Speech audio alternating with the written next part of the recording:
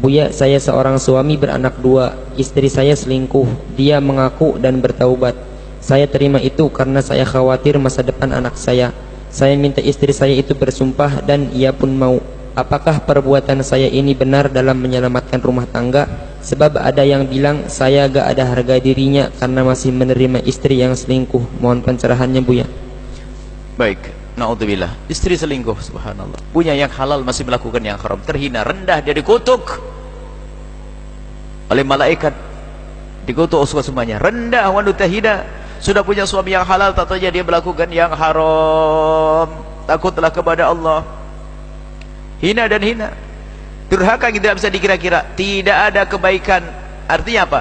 Kalau ada seorang anak durhaka kepada ibundanya, terputus kebaikan dunia dan akhiratnya.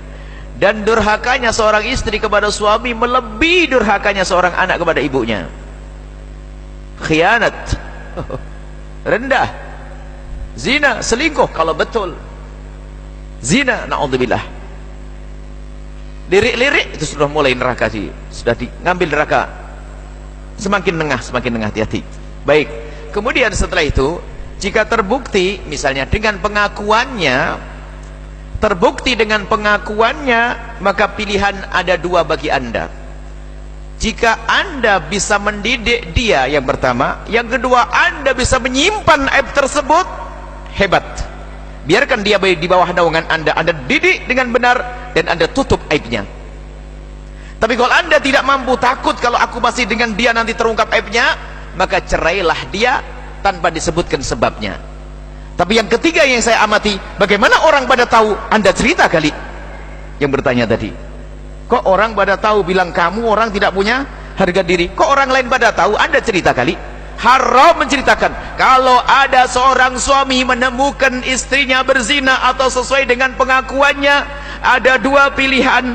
Dia tetap pertahankan di bawah naungannya dengan catatan tidak bakal terungkap sepanjang hidupnya.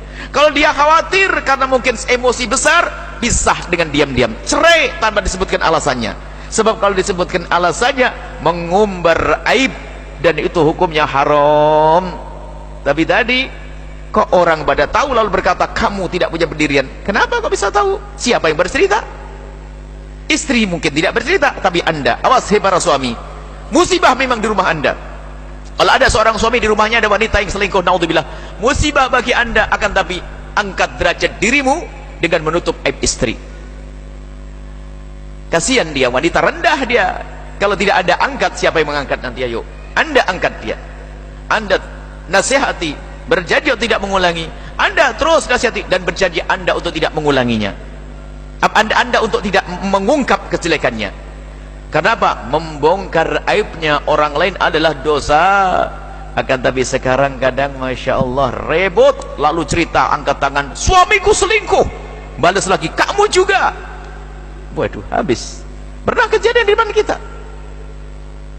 Habis-habisan caci maki, selingkuh, kamu yang duluan, kamu duluan. Ajib. Nasib buruk ini, nggak belajar semuanya. Aib harus ditutup.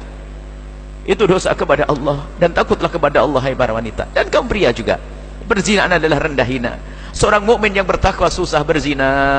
Ada pintu halal, kenapa berzina?